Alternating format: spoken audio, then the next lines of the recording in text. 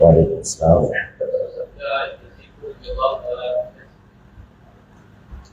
اللہ اللہ اللہ، یزید کو لعنت بھیج سکتے ہیں یا نہیں، اس میں علماء کا اختلاف۔ سوال یہ کیا جا رہا ہے کہ کیا یزید کو رضی اللہ تعالیٰ عنہ کہہ سکتے ہیں؟ تو مسئلہ یہاں پر علماء کے درمیان یہ دائر ہے کہ اس کو کافر کہہ سکتے ہیں نہیں کہہ سکتے، اس کے اوپر لعنت کر سکتے ہیں نہیں کر سکتے۔ ایک تعداد ہے علماء کی جو اس بات کی قائل ہے کہ وہ کافر ہے، ایک تعداد ہے اس علماء کی کہ جو اس بات کی قائل ہے کہ اس کو لعنت کر سکتے ہیں۔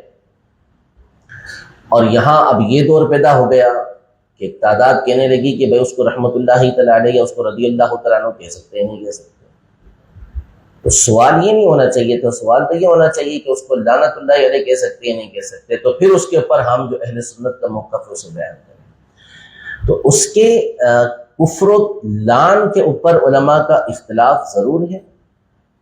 اس کے فسق و فجور میں مبتلا ہونے پر کسی کا اختلاف نہیں، فسق و فجور میں مبتلا ہونے پر کسی کا اختلاف نہیں ہے۔ مجمع علیہ یہ مسئلہ ہے اور موقف ہے کہ ائمہ اہل سنت اس بات کے جو ہے وہ قائل ہیں، اور جس نے اس کے مخالف کبھی شاذ قول کیا بھی اس کا جو ہے وہ تفصیل کے ساتھ اور سختی کے ساتھ رد کیا گیا، جوابات دیے گئے اس کے۔ تو اول تو اس کا فسق و فجور، اور پھر اس کے بعد اس کے کبیرہ سے کبیرہ گناہ جو اس نے کیے وہ سب کے سامنے بالکل ظاہر و باہر ہے اور وہ مشہور و معروف ہے۔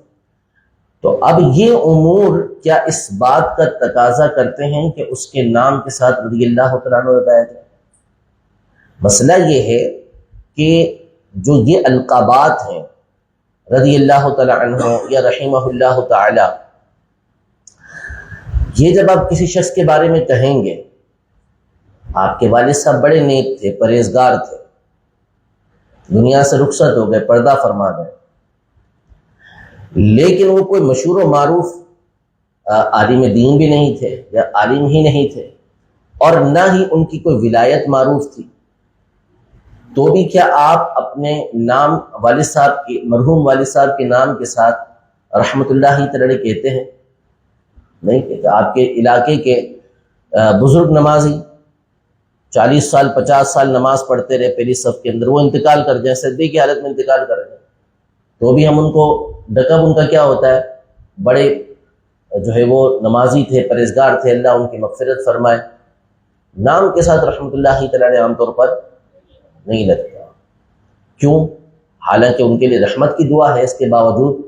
نہیں کہتے ہوتے، اس لیے کہ یہ ایک لقب ہے کہ جب کسی کے نام کے ساتھ بولا جائے گا تو تصور کیا جائے گا کہ یہ اللہ کا مشہور ولی ہے، تو ولی اللہ ہیں کہ جن کے نام کے ساتھ یہ لقب لگایا جائے گا۔ اسی طرح رضی اللہ تعالیٰ عنہ ہمارے عرف میں عمومی طور پہ معروف کن کے ساتھ ہیں؟ صحابہ کرام علیہ رضوان کے ساتھ، اگرچہ کہ غیر صحابہ کے ساتھ بھی یہ بولا جا سکتا ہے، لیکن جب بولا جائے گا تو تصور کیا جاتا ہے؟ صحابہ کرام علیہ رضوان، یا کم از کم معظم ہستی، کم از کم معظم ہستی، اس کی طرف تصور جاتا ہے۔ تو اس کا تو فسق و فجور معروف ہے، فسق و فجور معروف ہے، نہ کہ اس کے بارے میں جو ہے یہ گفتگو کہ اس کو رضی اللہ تعالی عنہ یا رحمہ اللہ تعالی یہ کہا جائے۔ تو نعوذ باللہ ثم نعوذ باللہ، اس کی ہرگز اجازت نہیں۔ اور اعلیٰ حضرت امام اہل سنت رحمۃ اللہ تعالی علیہ سے جب اس بارے میں سوال ہوا رحمۃ اللہ تعالی علیہ اس کو کہنے کے بارے میں، تو آپ نے فرمایا کہ اس کو رحمۃ اللہ علیہ نہیں کہے گا مگر وہی کہ جو ناسبی اہل بیت کا دشمن، ناسبی اہل بیت کا دشمن، کیونکہ ظاہر ہے اس کا فسق و فجور تقاضا کرتا ہے اس کی برائیاں بیان کرنے کا، ٹھیک ہے، اور بعض اوقات لازم ہوگا اس کی برائیوں کو بیان کرنا، خرابیوں کو بیان کرنا فرض ہو جائے گا، واجب ہو جائے گا، اس کی برائیاں بیان کی جائیں، اور یہ کلمات تقاضا کریں گے کہ اس کی شان و عظمت بیان ہو رہی ہے، ٹھیک ہے، اور جن کے نزدیک اس کا کفر ثابت ہے، جن پر لعن، جن کے نزدیک ان کے اوپر لعنت کرنا